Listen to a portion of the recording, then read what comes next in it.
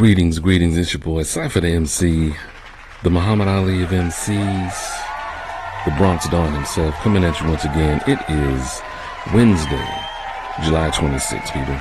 Wednesday, July 26th, as you well know, it's your hump day. Where's my background homie? Hump day! Alright, there you go. Yeah. As you know, another week has come.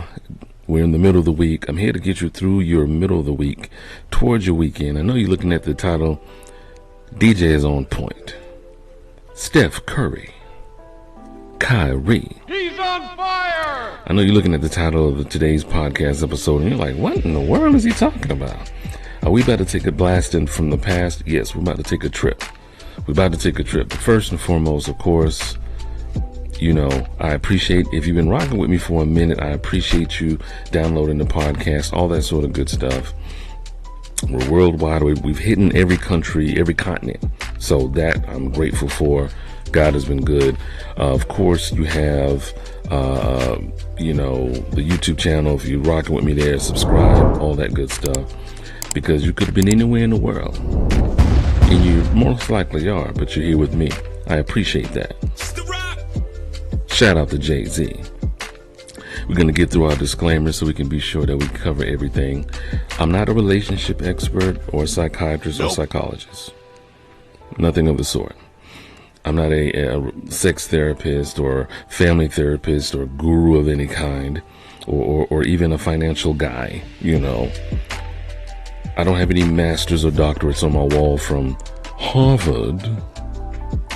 I am just a regular, say it with me now, just a regular Joe Schmo.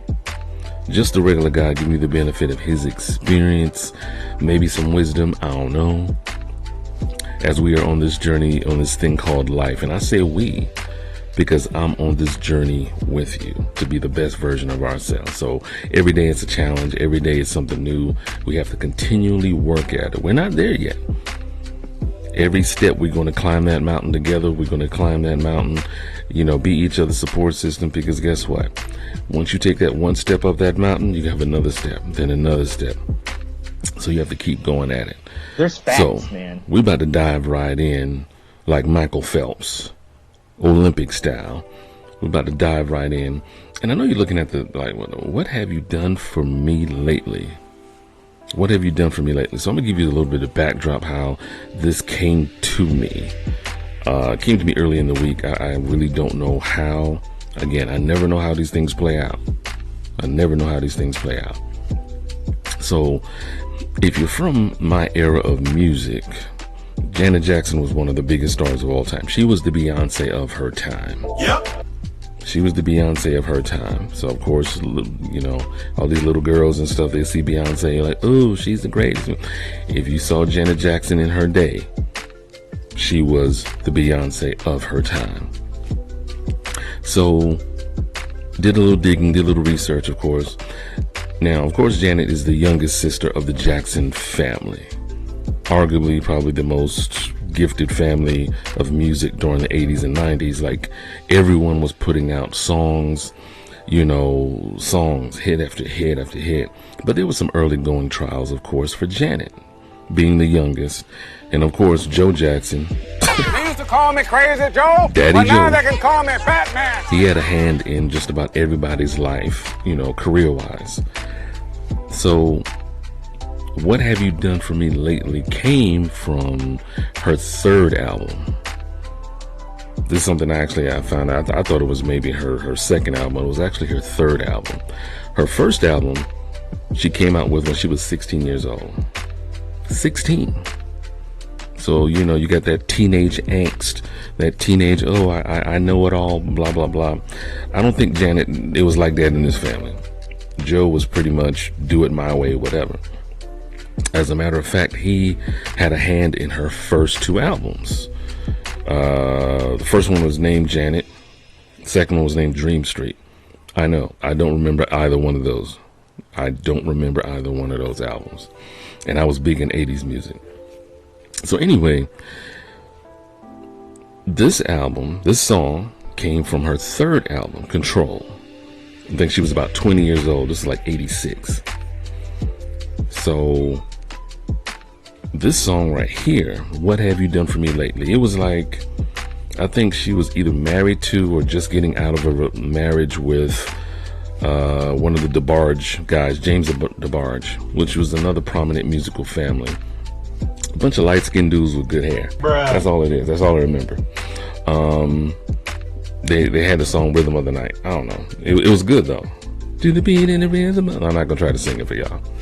So, of course, Daddy Joe did not approve of the marriage, and this, that, and the third. And it was later annulled, like less than a year. It didn't last that long. But Janet actually, her father was her manager. She actually fired her manager. She fired her daddy. She was like, listen here, I got to come up from up under him. I have to be out on my own. I have to do what I need to do from a creative standpoint, because she saw what Michael was doing. Michael was probably at this time the only one that had a solo career that was actually taking off. I think everyone else tried some sort of solo career, and no offense to the Jacksons, but no, outside of maybe Jermaine, no one was having a good solo career outside of Michael. So Janet, so it was like, you know what, if my big brother can do it, I can do it too.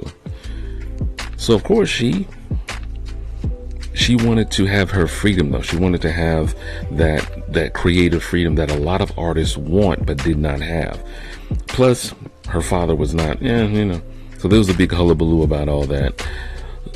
And this particular song, What Have You Done For Me Lately, is pretty much basically a woman saying, to her partner about the relationship as far as what has he done for her lately.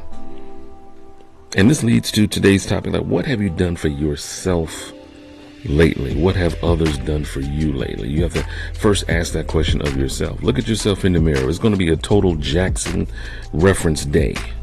That's all it is. It's going to be a total Michael, if you're a man, look in the mirror. If you're a woman, look in the mirror. Ask yourself, what have you done for yourself lately? If you've been rocking with me for a while, you know that I say you have to take a checklist. You have to do a mental checklist. If not weekly, if not daily, at least weekly, to see where you are in your journey.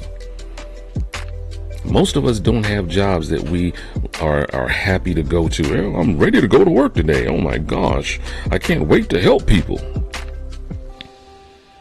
We go to that job to get paid, which helps us fulfill a lifestyle that we currently have. But no one really, for the most part, and I'm sure there's exceptions to this rule. Let me just preface that. I'm using my SAT words here, people. Let me just preface that by saying there are exceptions to the rule. There's always going to be exceptions to any perspective. But guess what?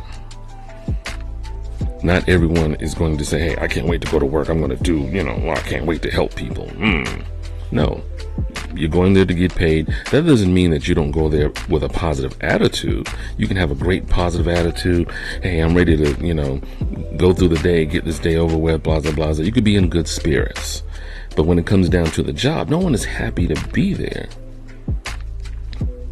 They're happy to have a job, something totally different.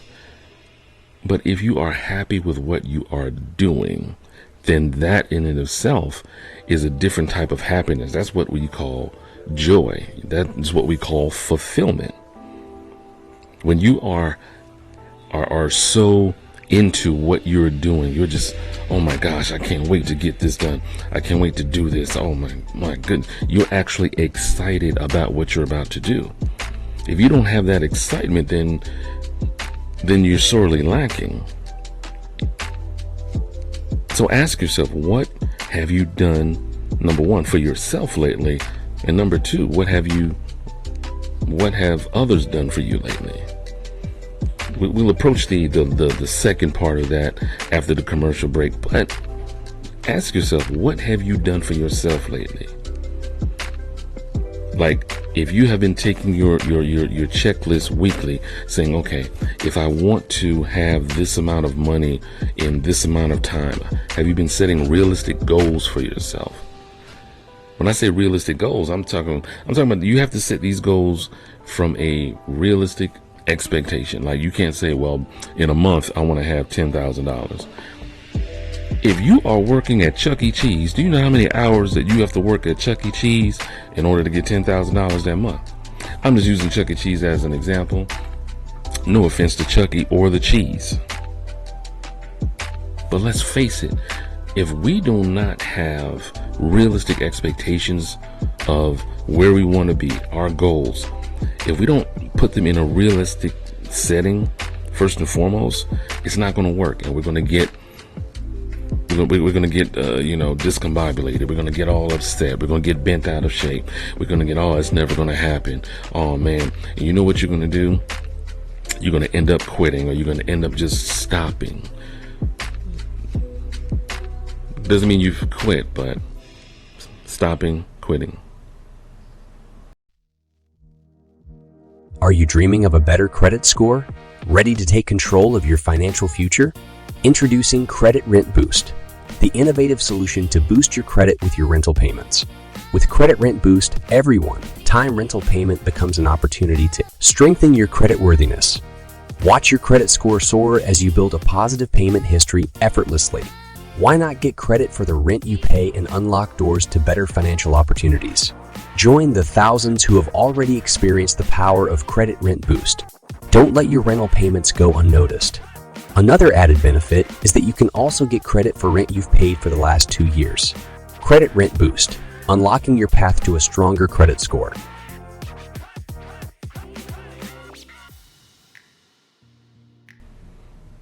So, no, you don't want to quit. You don't want to come to a point where you're just like, oh, I don't know what to do next. You're going to have those moments already, but let it be because you haven't revisited the idea pool. You haven't revisited the topic sanctuary to get more topics, to get more ideas, to brainstorm. Don't let it be because you haven't planned, you haven't set realistic expectations for yourself, realistic goals. It has to be realistic, people. It has to be realistic. You can't set these unrealistic goals thinking that you're going to attain them in that time frame. Time is the one currency that you do not get a return on investment on unless you are doing something. Time is too valuable a resource to just kind of stop and I'll come back to it in like a week or so. Next thing you know, it's been 2-3 months. You've lost 3 months of potential movement. Sometimes you have to reevaluate things. You have to reevaluate where you are. And that's all you should be doing from a weekly standpoint. If you want to create that business, if you want to change careers, if you want to, delve into something that you've never done before, delve, I say. And yes, delve. Then you have to put time into it. You have to kind of say, you know what, this is where I am with this. This is where I am with that. I need to make sure that I am setting a realistic thing. Write it down. Again, if you've been rocking with me for a minute, you know writing things down is key. You might be like, Cypher, why should I write something down? Why? How many times have you been talking with your best friend or a family member and say, oh, I got to remember that. Oh, I got to remember to do that. There will be 1,337 things that you will either see or think about between the time that you either get home or get off the phone with that person and having that conversation. You're like, what was I talking? What was I supposed to write down? Dog, what was I supposed to? Writing things down. Writing things down is a commitment between you, yourself, and I, all three of y'all. Write it down. That is a commitment that is important enough to you in order to write it down. Very key. Something small to remember. Always keep a pen with you. You might not have anything to write on, but always have something to write with. Have you ever thought of possibly starting your own podcast? Well, I can tell you firsthand it can feel overwhelming if you don't know where to get started, and that's where Buzzsprout comes in. Buzzsprout is hands down the easiest and best way to launch a professional podcast, already helping over 100,000 people launch their own podcasts. Buzzsprout will get your podcast into every major podcasting platform like Apple Podcasts, Spotify, and more. You also will get a great looking podcasting website and so much more. To start your own podcast and get a $20 Amazon gift card, follow the link in the show notes. This lets Buzzsprout know that we sent you and helps support our show. Buzzsprout, the easiest way to start a podcast. Writing things down is key. It's key. These are things that if you ask yourself, what have I done for myself lately? You can say, you know what? I have a journal. I make daily notations. I read daily affirmations to keep myself motivated. It's better to be internally motivated or self-motivated than to rely on motivation from others or external motivation. Oh, I need motivation. I'm gonna go to this YouTube channel. Oh, I need motivation. I'm gonna call my best friend. Oh, I need motivation. I'm gonna talk to my significant other. If you're not self-motivated, if you're not internally motivating yourself, then guess what? You're putting yourself at a disadvantage because you're relying on others to do something for you that you're able to do for yourself.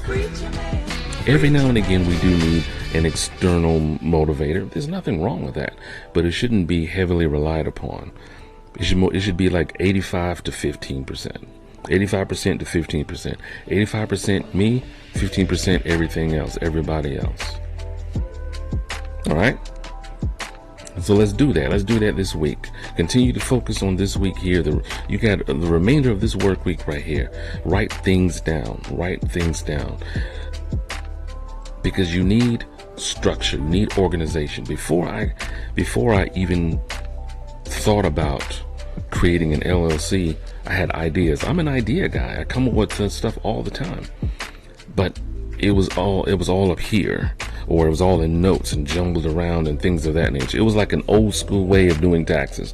Everybody got receipts in a shoebox and all that sort of stuff. It's like, there has to be a better way to do this.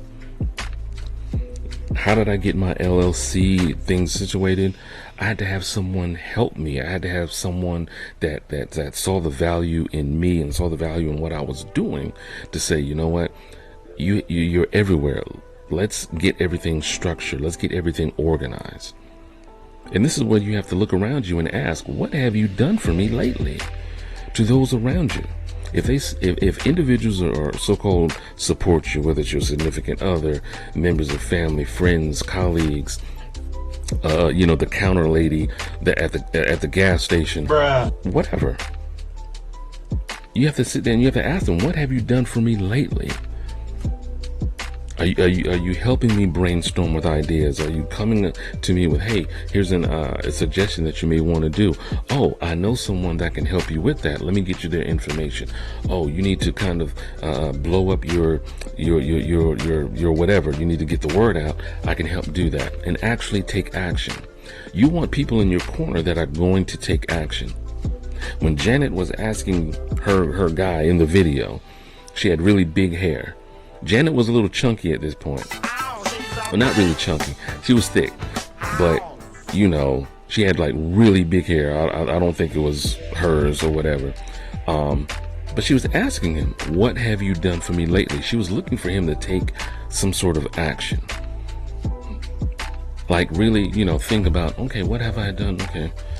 If he was just using her just as a pretty face or arm candy or whatever, she was like, what have you done for me lately? She was basically speaking out for herself. She was basically saying, if you cannot do these things for me that add value to my life, then I'm going to have to kind of send you on your way.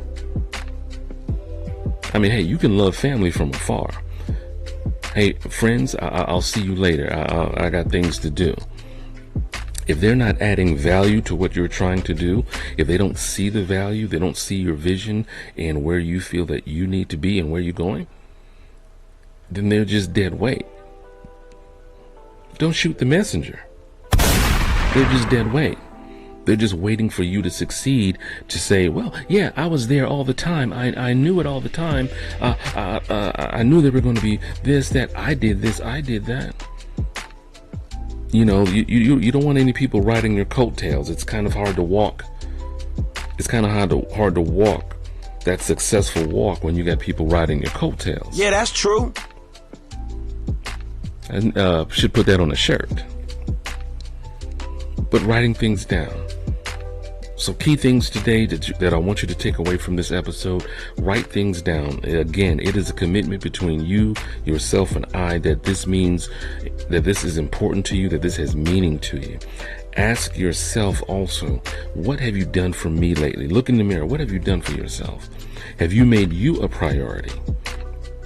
Set realistic expectations. And lastly, look around you. Look at your support circle and ask, what have you done for me lately?